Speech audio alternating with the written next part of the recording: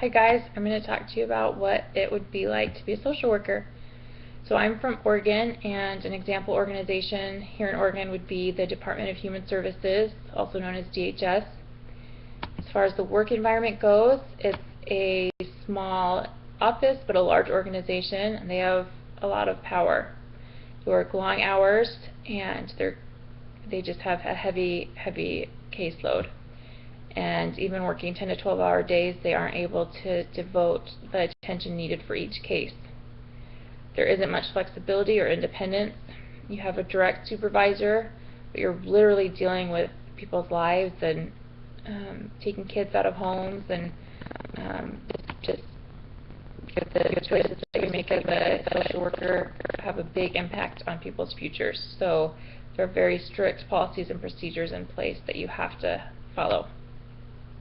Some typical stressors would be having a heavy heart from the cases that you're working on.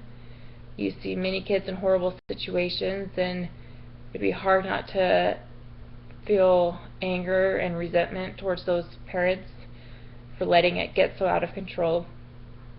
You'd see parents that are highly addicted to substances and completely neglecting their children or abusing them, or both, and it would be really hard to deal with that regularly and not to take it home with you, just because it's natural to care about the well-being of kids and families.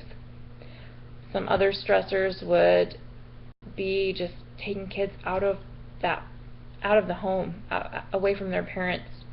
Even if you know in your heart that environment isn't safe for those kids, it would be agonizing to have those kids yelling and screaming, not understanding why they're being taken away from their mom or dad, and it would just be agonizing, especially with the younger kids.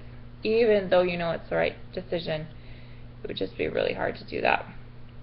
Some other stressors would just be having to be so by the book with the policies and procedures when you know it might not be in the best interest of every child. As far as health benefits go, or benefits in general, you get great benefits because it's a government position.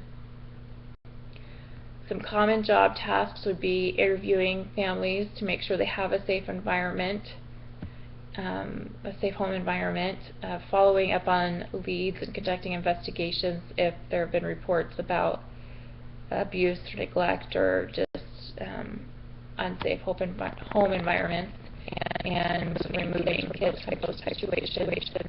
You also would be conducting home studies to see if families who apply are fit to families who apply for foster care and or adoption through the state, just to make sure that they check out. It's a pretty thorough home study process here in Oregon. Plus, you have a bunch of kids that are assigned to you. Sometimes it takes years before kids are either reunified with the parents that they were taken away from, or they go to be adopted, whether it's by family members or stranger adoption here in Oregon. So sometimes these cases take years before anything permanent happens, and so in the meantime you just gotta stay on top of those kids that are assigned to you, and usually they have to visit, the social worker will have to visit the foster home at least once a month and just be looking for relatives and making sure that everything's checking out for those kids. But it's a long, hard process for the kids and the caseworker. As far as education goes, you need a bachelor's degree typically, but more education definitely doesn't hurt. The starting salary is about $40,000 a year, and it goes to about $70,000 if you're more experienced. I think the national average was about $51,000. 2 to 4 years experience is preferred, but like I said, it's a highly emotional job, so there is a high turnover rate.